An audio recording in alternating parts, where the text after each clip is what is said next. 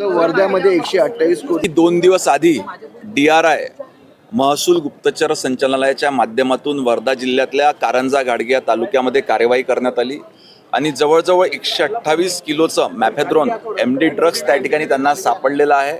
हा परिसर स्थानिक पोलिसांच्या सहयोगाने त्या ठिकाणी सील देखील करण्यात आलेला आहे आणि आरोपींना त्या ठिकाणी अटक देखील करण्यात आलेली आणि पुढची कार्यवाही सुरू आहे। सर, याच ड्रग्सच्या मुद्द्याला घेऊन विचारतो, जे ग्राहकता आहे ते कुठेतरी अपयशी ठरताना चित्र दिसतंय, कारण देशामध्ये महाराष्ट्र हा मानवी तस्करीमध्ये पुढे आहे असा केंद्राचा एक रिपोर्ट आहे आणि तो रिपोर्ट आज रोहित पवार सभागृहात सादर करणार आहेत। नाही, आज विविध अनुषंगाने आपण बघतोय की केंद्र सरकारचा गृह विभाग असो किंवा राज्य सरकारचा गृह विभाग असो, ज्या ज्या ठिकाणी या पद्धतीचं अवैध ड्रग असो किंवा मानवी शरीर तस्करी असो याबद्दल मोठ्या प्रमाणात कार्यवाह्या सुरू आहे। या संदर्भातली माहिती जे संपूर्ण देशभरात मोठं रॅकेट ड्रग्सच्या संदर्भात चालतं त्या अनुषंगानं केंद्रीय गुप्तचर महसूल संचालनालय हे देखील सक्रिय होतं।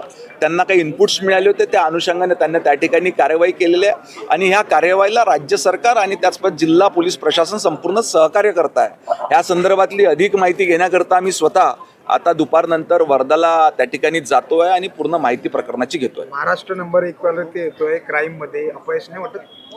नाही, महाराष्ट्र नंबर 1 वर क्राईम मध्ये नाही आहे। मला असं वाटते आता लोकांमध्ये जागृती निर्माण झाली आहे आणि कुठेतरी पोलीस प्रशासनावर सरकारवर विश्वास निर्माण झाला आहे की होणारे गुन्हे आपण जर का प्रशासनाकडे सरकारकडे सांगितले तर त्याच्यामध्ये आपल्याला न्याय मिळेल आणि प्रकरण उघडकीसून त्या ठिकाणी दोषींवर कारवाई होईल, हा आत्मविश्वास लोकांमध्ये निर्माण झाला आहे। त्याच्यामुळे तक्रारी देण्याचा सामर्थ्य ज्या भागामध्ये हा कारखाना सापडला तिथल्या अधिकाऱ्यांवर पोलिसांवर कारवाई होणार आहे। आता मी तेच तुम्हाला सांगितलं की दुपारनंतर मी स्वतः वर्धेला जातोय, त्या प्रकरणाची संपूर्ण विस्तृत माहिती घेईल आणि माननीय मुख्यमंत्री महोदयांना याच्याबद्दल अवगत तर त्र्यंबकेश्वर मध्ये एक घटना घडली आहे, त्यामध्ये 6 आपल्याच आईने आपले 6 दाम्पत्यांना विकलेलं आहे, काय सांगा? या संदर्भात मी देखील माहिती घेतली आणि मीडियाच्या माध्यमातून ही माहिती पुढे आलेली आहे। पोलीस प्रशासन रात्री त्या ठिकाणी जाऊन आलेलं आहे। एक कुटुंब आहे की ज्यांना असं म्हटलं जातं की 10 ते 12 ते मुलं मुली आहेत। ह्या संदर्भातली विस्तृत माहिती घेण्याचं काम पोलीस प्रशासनाच्या माध्यमातून चालू आहे। अंजली दमायन यांनी नवीन पुरावे समोर आणलेले आहेत, जे पुणे गैरव्यवहार जमीन गैरव्यवहार प्रकरण आहे त्याच्यामध्ये आता अजित दादांचा डोळा थेट त्या जमिनीवर होता असं समोर येतं। त्यांचे उपमहापौर जे होते त्यांच्याकडे पॉवर ऑफ अटर्नी होती असं थेट आरोप केला। या संदर्भात स्वतः माननीय मुख्यमंत्री महोदयांनी, स्वतः माननीय उपमुख्यमंत्री महोदयांनी, महसूल मंत्री महोदयांनी सरकारची भूमिका स्पष्ट केलेली आहे। या संदर्भात समितीची देखील स्थापना करण्यात आलेली आहे।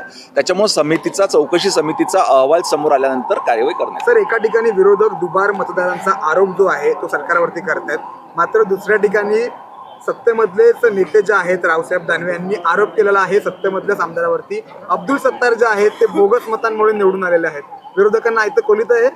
नाही, ह्या संदर्भात त्या दोघांची काही आपसी मतभेद त्या ठिकाणी राहू शकतात, परंतु महायुती अबाधित आहे आणि अतिशय चांगल्या पद्धतीनं महाराष्ट्रामध्ये महायुती सरकार काम करते आहे। नाही, पण याचा जो कार्यकर्त्यांवरती इफेक्ट पडतो की नेत्यांमध्येच भांडण नाही, कधी कधी स्थानिक पातळीवर असलेल्या वादांमुळे असा वाद काही ठिकाणी निर्माण होतो, परंतु वरिष्ठ नेते त्याच्यामध्ये मध्यस्थी करतात आणि हे वाद सुटत जातात। शीतल तेजवानीच्या चौकशीमध्ये त्यांनी अजून एका सेलिब्रिटीला फसवलं पैसे लाटण्यासाठी, असं समोर आलं। सदर प्रकरणाची मी आधीच सांगितल्याप्रमाणे सखोल चौकशी करण्याकरिता राज्य शासनातर्फे समिती गठीत करण्यात आलेली आहे। ह्या समितीच्या अहवालामध्ये सर्वपूर्ण बाबी समोर येतील। लाडक्या बहिणीच्या योजनेसाठी सामाजिक न्याय असेल किंवा आदिवासी विभाग असेल त्याचे पैसे वळवलेत असं समजतं। लाडकी बहीण योजना ही राज्यातल्या बहिणींकरिता अतिशय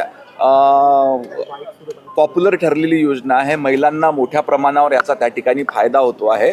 निश्चितपणे ही योजना अधिक प्रबळ करणे आणि सुरू ठेवणे याचा राज्य सरकारच्या वतीनं प्रयत्न सुरू आहे। Thank you sir.